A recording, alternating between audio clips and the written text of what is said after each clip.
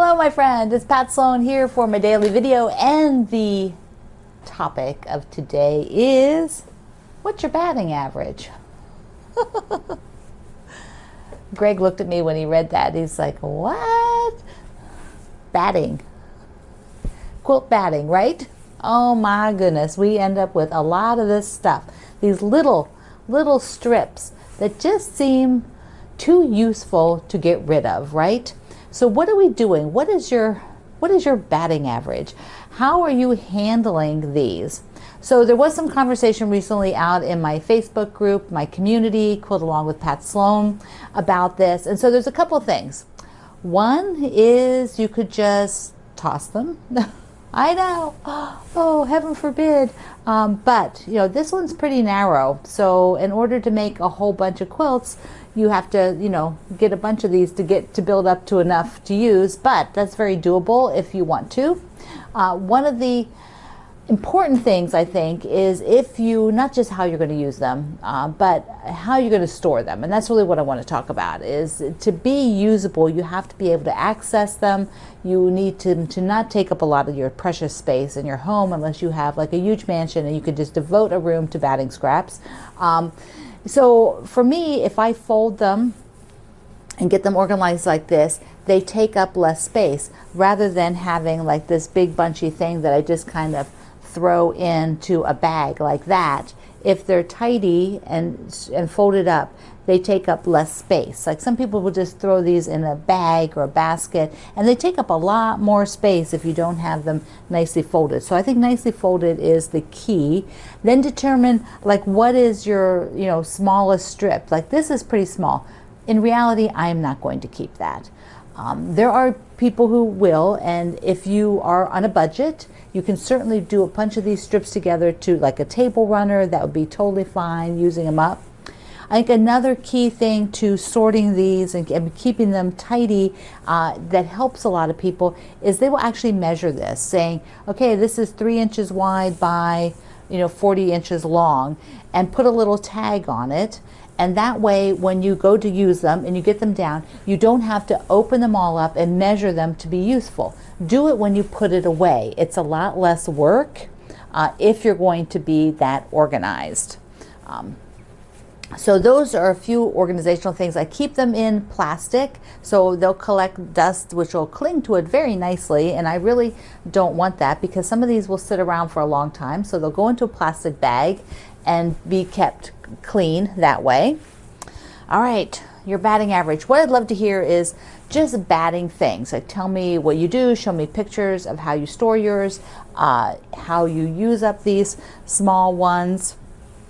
Of course, there's rag quilts and things like that, but when they get down to 3 or 4 inches wide, they're pretty narrow. So think about how you want to handle that. Okay, our home is block. My home is not home is. I'm sorry. My March Hope. Got another H word there. March Hope. March Hope. So this is the block I did for today, and I love it. This is so much fun to do these samplers. I rearranged some blocks, so the crumb block is now going to be on this row as the second block. I moved it because I had some blocks next to each other that were too similar, so I had to shift around.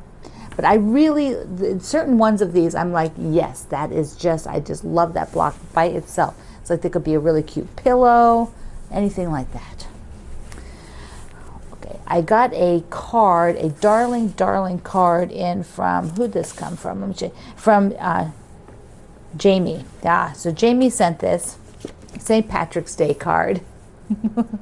So sweet. Thank you, Jamie. It came after I did the St. Patrick's Day video, but she also sent me some of the edges, which is really fun. Adding to my collection, getting me going. But one of them was from Kona Bay, and I mentioned Kona Bay when I showed you my big basket that was the purple fabric. That was Kona Bay, and they have not been around for a while. They retired the company. So that was kind of neat to get a Kona Bay edge on there. So thank you, Jamie, for adding to my addiction. Yes. Here's another piece I saved recently. I have a project that I'm thinking of, and so I really should put into motion like working on those blocks every so often, so I just don't have this zillion bunch of things left at some point to look at. Okay, good news for me is I got my COVID shot. Got the first one, so I will go back. It's a Pfizer shot. I will go back in 3 weeks, I think it is, and we already have the appointment, so I'm super excited to have that accomplished. This on my personal note today. Now Fat Quarter Shop sent out an email the other day that says world peace is coming soon. Yes, the sew along for Saturday, world peace. So I thought, let's look at the fabric, because I am going to use the Easter egg hunt, and I thought, oh well, I should get some of that cut in advance. My allergies are like making my throat go in and out. Okay, so first of all, I took the Home Is block and remade it that I showed you on the video on Wednesday, and I changed the butterfly out to a yellow butterfly. So I'm going to be working on that with the Easter egg fabric, and then the rest of it, which is most of it, will be used for Saturday's World Peace. Now, if you look at this pattern, there are, let me just pull it down here because it's easier for me to see it too. Okay, so we have here, they did blue, blue, and then teal, and then orange and red. I'm not going to have those same colors, but basically I'm looking at, this is one fabric, that's another fabric, that's another fabric, that's another fabric, and then each of these pinwheels is one fabric. Then you have these four corners are the same fabric, and then it's scrappy in the middle, so that they're varied around. And you can sort of use the same color placement. Like if you take this yellow, then the scrappy is going to be a block here and a block there of the scrappy. So I thought, let's look at mine. This little carrot, guys, is going to be over there. So I have multiples of some of them. So like the pink with the carrots, I've got 2 pieces, so definitely I will have enough. I have to see how many pieces they're needed out of a layer cake to do the big one, so I might need 3 layer cakes to do that one. Some of these I have 3 pieces. That only has 2. Maybe most of them have 2. I thought I saw 3. Nope. So, oh, this one does have 3. So there's 1, 2, 3. But I don't think I need 3 for that. I'm also looking at, I haven't decided whether I want to just make it on a crisp white or do maybe this teal. But if I do the teal, I can't do any of the green because it really is washed out. So that would mean the pinks, and this is the gold, and then there's lighter yellows. There's white. The white will go off of that. The lighter yellow, and then the darker yellow. So if I did this teal, they just would not use any of the green. So that's my next big decision. But I will go through and cut all of these out once I decide on the background. I have this one piece of off-white with yellow specks, like almost like a little bit like a paint splatter, but not quite. It was used for a sew along a while back, and I just never have. It's less than a yard left, and none of the projects I never have enough of it, and it's of course out of print, so I can't get any more. Easter egg hunt for Saturday for world peace. Yes, I love that. One last thing here.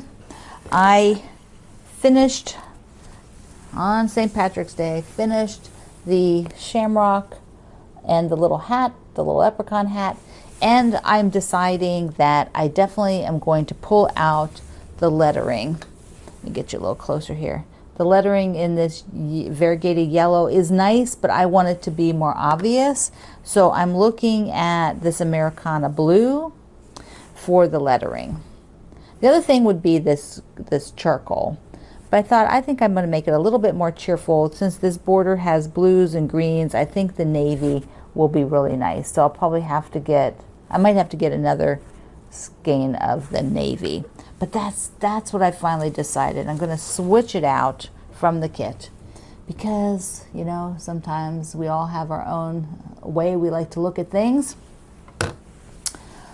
One more last. I have cut 4 more, whoops, I've cut 4 more of the blue blocks. So I can do 16. Yes, and make a lap quilt. And that is then very close to being done, just 4 more blocks. All right, my friend, tell me your batting average. Give me some suggestions. What I might do is end up doing another video on just batting. So I need a lot of ideas and some of your pictures I could show. Might do a blog post then too, so that I can have it as like a tutorial page. I could do a tutorial with of how to store and use batting scraps. So I need your ideas. Links are down below in the description box. Please subscribe and click the like for me. Like, thumbs up. Mwah. I love you. See you online.